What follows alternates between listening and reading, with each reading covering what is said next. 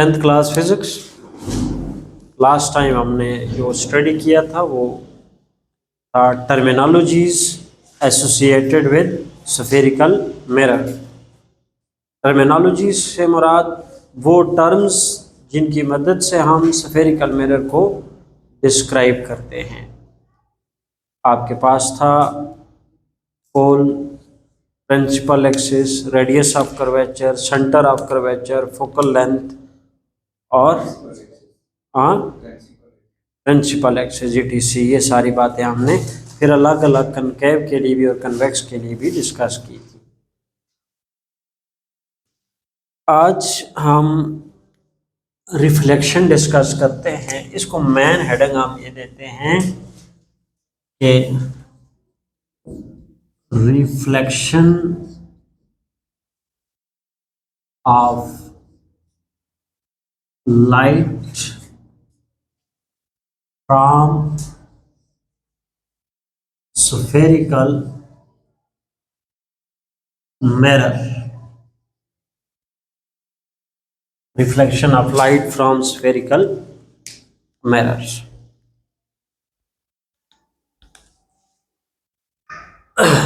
तो अगर आपके पेपर में ये क्वेश्चन आ जाता है, फर्स्ट ऑफ ऑल आप इस बात को क्या कर लें, डिफाइन कर लें कि रिफ्लेक्शन ऑफ लाइट होता क्या है। फर्स्ट, किसी भी सरफेस से जो रिफ्लेक्शन है वो आपने डिफाइन करना है। यानी आपने जो सब हेडिंग देनी है वो क्या होगी, मेन हेडिंग के बाद सब हेडिंग आप देंगे रिफ्लेक्शन ऑफ लाइट। ठीक। अब रिफ्लेक्शन ऑफ लाइट हम फर्स्ट टॉपिक में क्या कर चुके हैं, जस्ट क्या लिखना है, डेफिनेशन लिखनी है। डेफिनेशन है the bouncing back of light as it hits any polished surface is called as reflection of light. But यहां पर हमने रिफ्लेक्शन फ्रॉम स्फेरिकल मिरर को डिस्कस करना है। तो reflection of light from spherical mirror को अंडरस्टैंड करने के लिए हमें 4 स्पेशल रेज का रिफ्लेक्शन डिस्कस करना होगा। To explain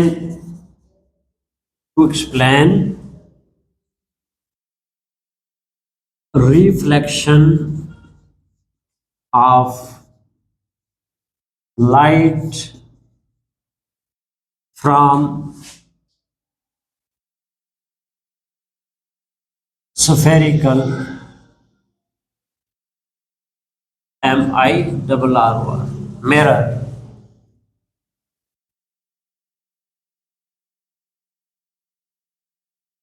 we have to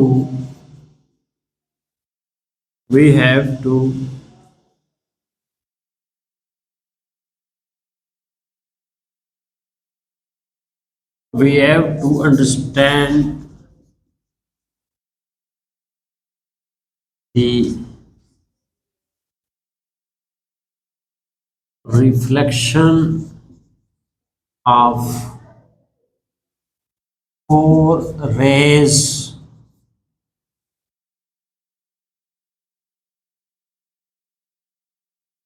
incident on spherical mirror। अब आपके पास हम लेंगे नंबर 1 और ये कहलाएगी रे 1। क्या कहलाएगी, रे 1। रे 1 की डायग्राम हम बनाएंगे। रे 1 के लिए ये कनकेव मिरर ले लेता हूं मैं, दैट इज पोल, तो यहाँ कहीं पे सेंटर ऑफ कर्वेचर और ये इसका principal axis, in between these two focus. हम रे वन, जो रे वन है ये आ रही है या इंसिडेंट हो रही है parallel to the principal axis. याद रखिएगा वो रे जो प्रिंसिपल एक्सिस के पैरेलल इंसिडेंट होगी, after reflection it will pass through principal focus. ठीक, ये बात है, ये रे नंबर 1 है। तो क्या लिखेंगे? The ray incident, the ray incident parallel to the principal axis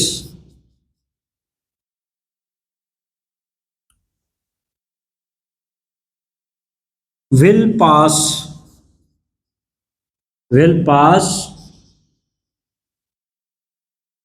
through, कहां से? Principal focus after reflection.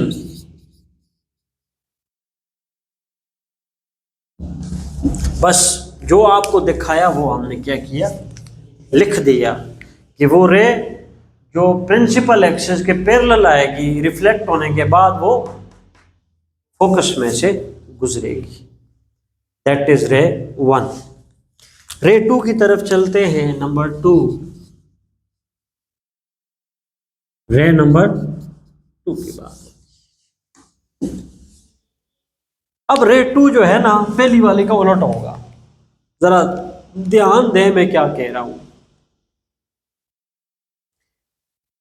रे 2 में क्या होगा? पहली वाली का उलट होगा। क्या होगा भाई, जरा बताइए। हाँ, उलट क्या होगा? ये देखिए पैरेलल टू प्रिंसिपल एक्सिस आ रही है और रिफ्लेक्ट होने के बाद जा कहां से रही है? फोकस से रही है। उलट क्या होगा कि फोकस से आएगी तो रिफ्लेक्ट होके क्या बन जाएगी? Parallel to principal axis. ये काम होगा जी। अभी इसकी डायग्राम आपको बनानी होगी। ये कौन सा मिरर लिया हुआ है? शाबाश, कनकेव। यहाँ पे centre of curvature and this is what? Principal axis, that is focus. आने वाली रे कहां से आएगी? हाँ जी, the ray incident through what? शाबाश, थ्रू फोकस। और after reflection it will become parallel to principal axis. Clear? बस ऐसे लिखते हैं जी। द रे इंसिडेंट, जो रे इंसिडेंट हो रही है कहां से? आप आसान लफ्ज भी लिख सकते हो, फ्रॉम फोकस। हाँ, इट विल बिकम, जब रिफ्लेक्ट होके वापस जाएगी ना तो ये बन जाएगी क्या? इट विल बिकम्स, कैसी? Parallel to PRINCIPL principal axis. Principal axis के पैरेलल कब होगी? रिफ्लेक्ट होने के बाद। तो क्या लिखेंगे? After reflection, after reflection it will become parallel to the principal axis. Third ray की तरफ चलते हैं। रे नंबर नंबर 3 पे थर्ड रे डिस्कस। यहां पर हमने अभी आपसे क्वेश्चन किया था कि what are the laws of reflection of light. तो आपने कहा था पहला लॉ जो है वो ये है कि theta i always equal to theta r, यानी इंसिडेंट एंगल और एंगल ऑफ रिफ्लेक्शन आपस में बराबर होते हैं। और दूसरा लॉ ये था कि इंसिडेंट रे, हाँ इंसिडेंट रे एक, और दूसरा क्या है रिफ्लेक्टेड रे दो, और तीसरा क्या था नॉर्मल। ये तीनों एक ही पॉइंट पर एक ही प्लेन में लाए करते हैं। अब रे नंबर 3 में ये दोनों लॉज को हम क्या करेंगे अप्लाई कर लेंगे। आपको आई समझ की नहीं आई तो देखिए डायग्राम बना लेते हैं। ये कनकेव मेरे नाम ले रहे हैं, that is pole, this is what center of curvature and it is principal axis। हाँ it is principal axis।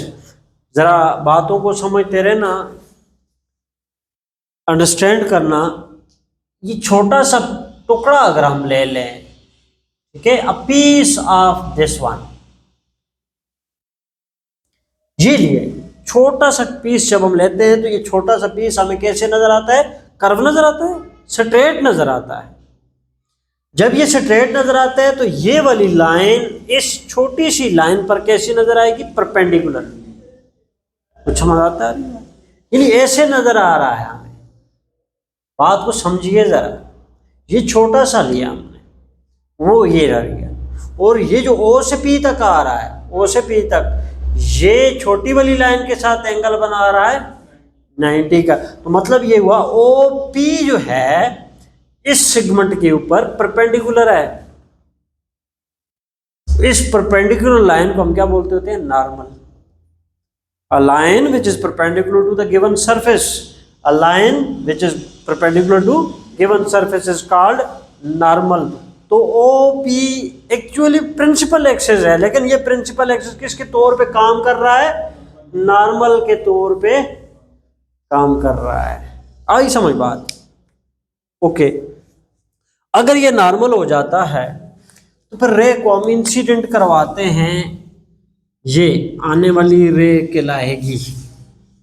ये रे कौन सी होगी, इंसिडेंट रे होगी, चाहिए। और इंसिडेंट रे नॉर्मल के साथ क्या करेगी, एंगल बनाएगी।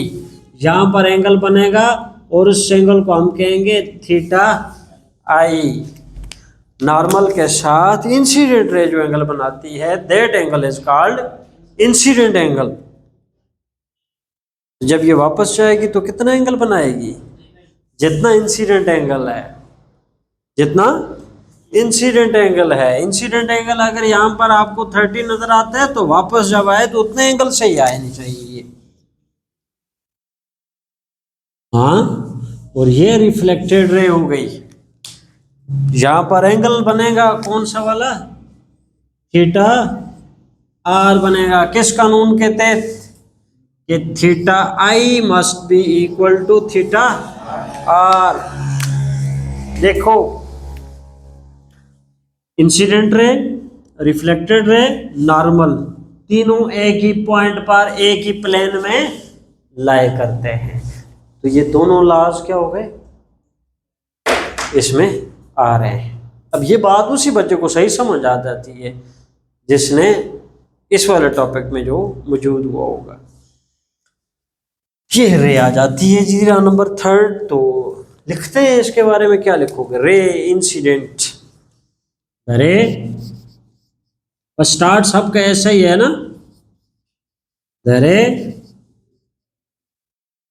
Incident at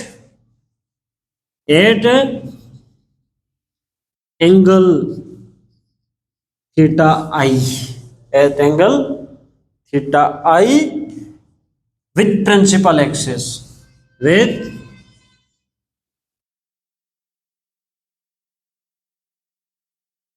principal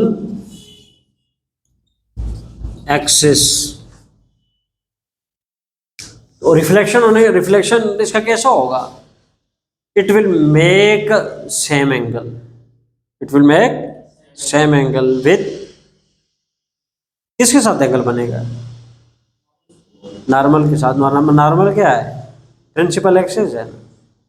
it it will make same angle with normal, कब? After reflection. सही हो गया? इट विल क्या होगा? हाँ,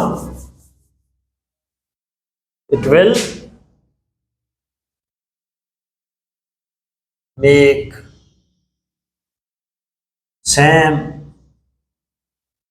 एंगल, ऐसे भी कह सकते हो, it will reflect at the same angle. ठीक है, उसी एंगल पे क्या होगी? रिफ्लेक्ट होगी। It will make same angle, same angle से मुराद थीटा आई, यानी थीटा आर यहाँ लिखेंगे, यानी थीटा आर जो अभी भी बनाएगी वो थीटा आई का क्या होगा? बराबर होगा। It will make same angle, यानी थीटा आर बनेगा और वो किसके बराबर होगा? थीटा आई के बराबर होगा। कब? ये ऐसा कब होगा? After reflection. अभी हम चलेंगे किसकी जानब? रे 4 की तरफ।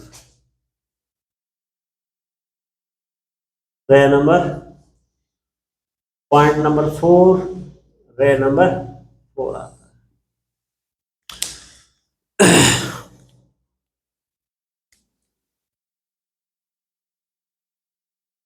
इसमें ये डायग्राम है आपके पास कनकेव मिरर का, that is pole and this is centre of curvature. C से भी लिख सकते हो, कोई मसला नहीं है। ठीक है, ये इसका क्या है? Principal axis, that is focus. यहाँ भी फोकस शो करना चाहिए। ये डायग्राम जब भी बनाओ ये 3 बातें पक्की करनी पड़ती हैं हमें। ठीक है, कौन कौन सी चीजें हाईलाइट करनी होती हैं? पोल, सेंटर ऑफ कर्वेचर और फोकस को शो करना होता है।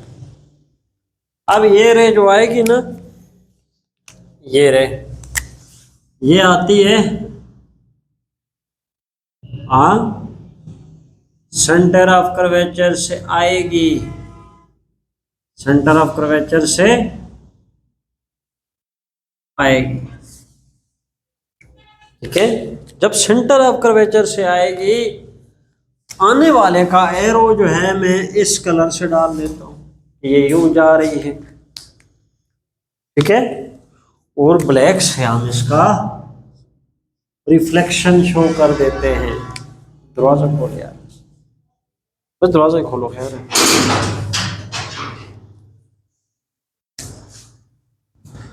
लुक, सेंटर ऑफ कर्वेचर से ये आ रही है और देखें वापसी कौन से पाथ से हो रही है? यहाँ से हो रही है, बोर्ड पे। ज़्यादातर तो जो आपकी बोर्ड पे, दोबारा हमारी ऑब्जर्वेशन ना हो। ठीक है, यानी रे इंसिडेंट हो रही है थ्रू, कहाँ से इंसिडेंट हो रही है? सेंटर ऑफ कर्वेचर से हो रही है, और रिफ्लेक्ट होके कहाँ से जाएगी? सेंटर ऑफ कर्वेचर से। क्लियर? ऐसे लिखते हैं। क्या लिखते हैं इसके बारे में? दी रे इंसिडेंट, वो रे जो आ रही है कहाँ से? From centre of curvature, it will follow the same path. हाँ, उसी रास्ते से वापस लौटेगी। It will follow the same path कब? After reflection. बस जी ये आपका क्वेश्चन क्या हो जाता है, पूरा हो जाता है। सवाल क्या है, जरा अंडरस्टैंड करें बात को, बातें समझनी ज़्यादा ज़रूरी होती है। Reflection of light from spherical mirror, spherical mirror light को किस तरह रिफ्लेक्ट करता है, तो ये आपके सामने हो गया ना कि अगर स्फेरिकल मिरर के ऊपर लाइट पैरेलल इंसिडेंट हुई, जो लाइट रेज, जरूरी नहीं ओनली वन, ये ऊपर से मैंने लिया है, नीचे से भी ले सकते हो, बिलो द प्रिंसिपल एक्सेस भी, यहाँ से पैरेलल हो गए तो वापस जाएगी उस फोकस होती हुई यूँ जाएगी। बस इतना ज़हन में बैठाना है कि वो तमाम रेज जो प्रिंसिपल एक्सेस के पैरेलल आएंगी, रिफ्लेक्ट होके उनका गुजर कहाँ से होगा, फोकस से होगा।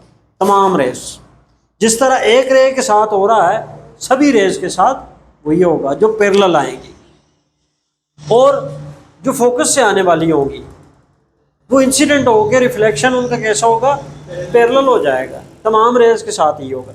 ये तो डाउनवर्ड ऊपर की जानिब आ रही है, इस तरफ से भी आ सकता है, यूँ आएगी तो इस तरफ पैरेलल हो जाएगी। और जितनी रेज भी ना, जितनी भी रेज कहाँ पर पोल पे पड़ेंगी, जितने एंगल पे पड़ेंगी उतने एंगल से उनका रिफ्लेक्शन होगा। तो सेंटर ऑफ कर्वेचर से आने वाली जिस रास्ते से आएंगी उसी रास्ते से वापस लौट के जाएंगी। ये हमारा क्या है जी, reflection of light from spherical mirror है। एक बार एक पेपर में आया हुआ था, ठीक है जी। ये डायरेक्टली यही अल्फाज थे कि how light reflects from spherical mirror, या स्फेरिकल मिरर लाइट को किस तरह रिफ्लेक्ट करते हैं, ठीक है। डायरेक्ट पेपर में एक्सरसाइज में हमारा ऐसा कोई स्टेटमेंट क्वेश्चन का नहीं है। बच्चा फिर क्या हो जाता है, कंफ्यूज हो जाता है कि रिफ्लेक्शन ऑफ लाइट तो हमारे पास है, रिफ्लेक्शन ऑफ लाइट है, उसकी डायग्राम है, लॉज है, हमें पढ़ाया हुआ है, लेकिन ये भी पढ़ा हुआ होता है, 4 रेज डिस्कस की होती हैं, लेकिन उसको फिर इस तरह टाइटल ना देने की वजह से बच्चा क्या होता है, फिर स्टूडेंट कंफ्यूज हो जाता है जी क्या क्वेश्चन था। तो बात ऐसी है जी। अब आगे हम क्या पढ़ेंगे, नेक्स्ट कमिंग लेक्चर में हमारा होगा। अच्छा यहाँ पर एक और बात बताता चलूँ मैं आपको कि ऐसा ना हो कि आप ये मान लें कि कनकेव के साथ ऐसा होता है या कन्वेक्स के साथ कुछ और होगा। जिस तरह कनकेव मिरर लाइट को रिफ्लेक्ट करता है, जिस तरीके से जिस पैटर्न पर जैसे आपको समझाया गया, इसी तरीके से कन्वेक्स भी रिफ्लेक्ट करता है। आ रही है समझ? दोनों का सेम होगा। अगर अलग अलग होता तो हम हर रे के लिए कनकेव अलग डायग्राम बनाते और साथ ही कन्वेक्स भी बनाते और दोनों को साथ डिस्क्राइब भी करते, दोनों एक ही तरीके से करते हैं, सही। अब ख़ास बात आने वाली जो बता रहा हूँ मैं, आने वाली उसमें हम ये पढ़ेंगे कि अगर कनकेव मिरर के सामने कोई ऑब्जेक्ट रख दें, ठीक है, ये एक ऑब्जेक्ट है कनकेव मिरर के, तो उस ऑब्जेक्ट का जो अक्स बनेगा, इमेज बनेगा, ठीक है, वो कैसा होगा, किस चीज़ पे डिपेंड करेगा, इमेज किस चीज़ पे डिपेंड करेगा, इमेज की नेचर कैसी हुई, नेचर ऑफ इमेज। और वो इमेज फॉर्मेशन, इमेज का बनना फ्रॉम कनकेव मिरर तभी हमें समझ आएगा जब हमें वो टर्म्स सारी जो कल हमने डिस्कस किए हैं, फिंगर टिप्स के लिहाज से आपको क्लियर होनी चाहिए। जब मैं जिस चीज़ का नाम लूँ तो फ़ौरन पता हो कि ये यहाँ पर होता है, और आज वाली जो बातें हैं ये पक्की जहन में होनी चाहिए, तो फिर इमेज फॉर्मेशन हमें अच्छे से समझ आ जाएगा। और जब ये समझ आया ना, तो फिर हम image formation from convex mirror करेंगे, आप उसको बहुत ईजी समझ जाओगे कि ये और दोनों इमेज में कितना फ़र्क होता है।